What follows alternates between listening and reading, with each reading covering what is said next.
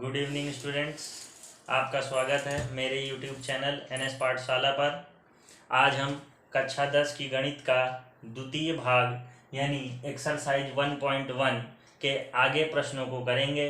जिन बच्चों ने 1.1 के पहले के क्वेश्चंस नहीं देख रखे हैं वो पार्ट 1 में जाके अवश्य देख लें ताकि उन्हें यह सब और आसानी से समझ आ सके। तो चलिए शुरू करते हैं। हमारा क्वेश्चन नंबर 2 है, दर्शाइए कि कोई भी धनात्मक विषम पूर्णांक 6q+1, 6q+3 या 6q+5 के रूप का होता है जहां q कोई पूर्णांक है।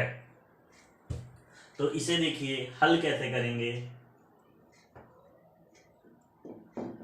हम इसमें मान लेंगे कि कोई एक पूर्णांक है, लिखेंगे माना ए कोई धनात्मक विषम पूर्णांक है जिसे b से भाग देने पर q भागफल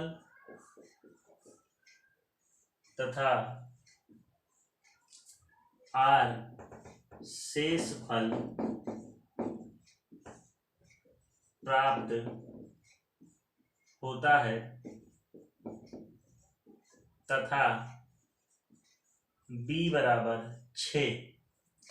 यानी सबसे पहले हम इसमें मान लेंगे कि माना a, क्योंकि हमें सिद्ध करना है कि कोई धनात्मक विषम पूर्णांक, तो हम मान लेंगे कि a जो है वो धनात्मक विषम पूर्णांक है। सवाल से ही धनात्मक विषम पूर्णांक, तो हमने मान लिया कि a जो है वो धनात्मक विषम पूर्णांक है। अब इसको हम b से भाग दे रहे हैं और हमें q भागफल प्राप्त हो रहा है और r शेषफल। यानी अगर इसे हम देखें तो हम क्या कहना चाह रहे हैं कि यदि a को मैं भाग दे रहा हूं b से, तो भागफल यानी यहाँ पे जो आएगा वो q आ जा रहा है और जो आपका रिमाइंडर बचता है यहाँ पर r आ रहा है। a को b से भाग दे रहे हैं तो q आ रहा है भागफल और r जो है वहां पर शेष बच रहा है भाग की क्रिया विधि से। अब इस b को मैंने 6 मान लिया है। क्यों? क्योंकि सवाल में 6q, 6q और 6q तीनों पद में 6q है, इसलिए यहाँ पे 6 मानेंगे। अगर क्वेश्चन 5q का होता तो b बराबर 5 मानते। जितने q का देगा उतना हम यहाँ पे मान लेंगे और हमने यहाँ पे 6 था इसलिए b की जगह 6 मान लिया है। तो जहां b रखा है मैंने वहां पे हम 6 से इसको भाग देते हैं, यानी b की जगह 6 भी लिख सकते हैं। अब हम कहेंगे कि यूक्लिड विभाजन प्रमेयिका से, यूक्लिड विभाजन प्रमेयिका क्या कहती है आपकी कि ये जो बीच वाला है ये बराबर होता है कोने कोने के गुणनफल यानी 6q और प्लस r के लिए, और जहां पर r जो होता है वो शेष फल है। जहां पर क्या होता है r आपका शेष फल होता है। और मैंने पार्ट 1 में एक चीज बताई थी कि यदि किसी संख्या को आप 6 से भाग दोगे तो उसका शेष फल कभी भी 6 या 6 से बड़ा नहीं हो सकता। यानी r बराबर यहां होगा या तो 0 या तो 1 या तो 2 या तो 3 या तो 4 या तो 5 लिख देंगे। जहां r बराबर 6 होता तो 6 से भाग हो जाता यानी कट जाता, इसलिए r बराबर क्या होगा केवल 5 तक होगा। तो अब देखिए, अतः a के मान इस प्रकार होंगे, यानी अगर r 0 है तो इस a का मान आपका 6q, और प्लस 0 करेंगे तो 0 का कोई मतलब नहीं, 6q होगा। r का मान 1 रखेंगे तो 6q प्लस 1, 2 रखेंगे तो 6q प्लस 2, और 3 रखेंगे तो 6q प्लस 3, 6q प्लस 4 व 6q प्लस 5 होंगे।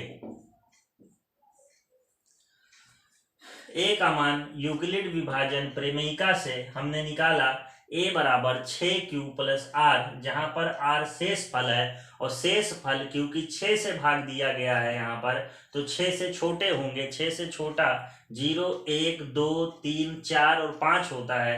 r की जगह पर अगर मैं मान रख दूं तो a के मान 0 रखा तो 6q, 1 रखा तो 6q प्लस 1, 2 रखा तो 6q प्लस 2, 3 रखा तो 6q प्लस 3, 4 रखा तो 6q प्लस 4, व 5 रखने पर 6q प्लस 5 होगा।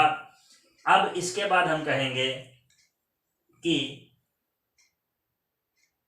चूंकि 6q को हम लिख सकते हैं 2 इंटू 3q, व 6q प्लस 2 को, इन दोनों में 2 कामन है, इसको हम 2 जगह कामन ले लें तो 3q प्लस 1 होगा, व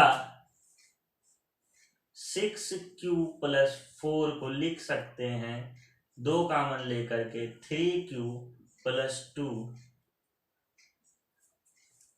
सम होंगे। सम होने का मतलब बच्चों, सम संख्याएं वो होती हैं जो 2 से कट जाएं, यानी उनमें 2 का गुणनखंड आना चाहिए, यानी उसमें 2 मौजूद होना चाहिए। तो जब 6q को मैं देख रहा हूं तो 6q को हम लिख सकते हैं 2 गुणा 3q।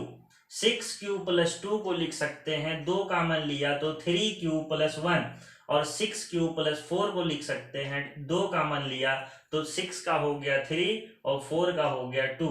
ये सम होंगे। क्यों होंगे उसको हम आगे देखते हैं मिटाने के बाद।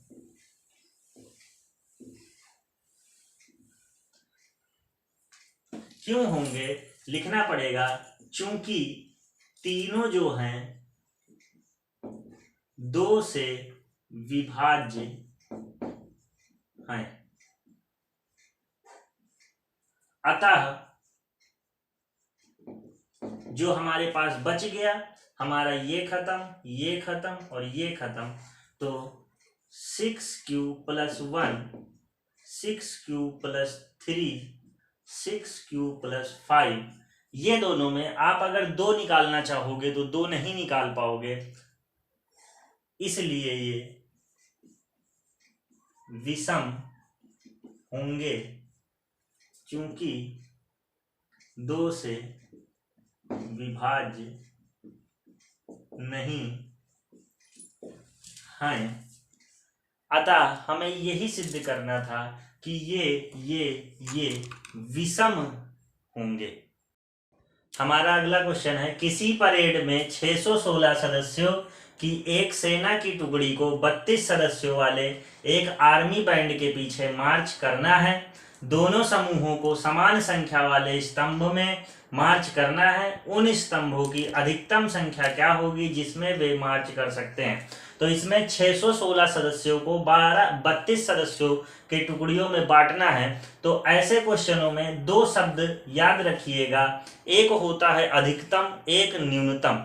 अगर जहां पर अधिकतम बोलता है यानी वहां पर हमें महत्तम निकालना है, यानी महत्तम समापवर्त यानी HCF, और जहां पर न्यूनतम या लघुत्तम बोलेगा तो वहां पर हमें LCM निकालना है। इस यहाँ पे दिया है अधिकतम, तो यहाँ हमें क्या करना है, HCF निकालना है। तो कहेंगे हल में कि 616 व 32 का HCF निकालेंगे। HCF निकालने के लिए पहला तरीका कहेंगे 616 जो है वो बड़ा है 32 से, यहां पर हम 616 लिख लेंगे और 32 से। अब उसके बाद हम सेकेंड स्टेप में लगा देंगे यूक्लिड विभाजन एल्गोरिथम। तो हम कहेंगे यूक्लिड विभाजन एल्गोरिथम द्वारा, तो 32 को हमें 616 को भाग करना है। तो देखिए यहां 61 है, 32 दूना होता है 64, इसलिए ये एक बार जाएगा। यहां पर 32 का 32, 11 में से 2 गया 9, और 5 में से 3 गया 2, और यहाँ पे अब इस 6 को हम क्या करेंगे, उतार लेंगे, हो जाएगा 296। इसको अब 9 बार में ले जाएंगे। 2 नवा 18 की 8, हासिल आया 1, 3 नवा 27, 1 28, यानी 288। 16 में से 8 गया, यहाँ से हासिल लिया, 16 में से 8 गया 8, ये कटा और ये कटा।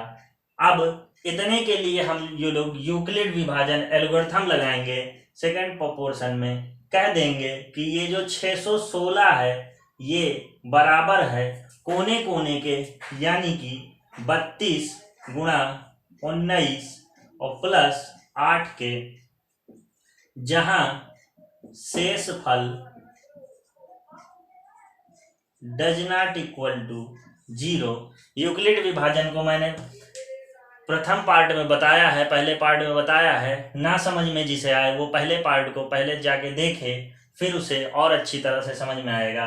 फिर पुनः अब इस 32 को उठा करके यहाँ ले आते हैं और 8 से डिवाइड करेंगे, तो 8 चौका 32 और ये पूरा कट गया।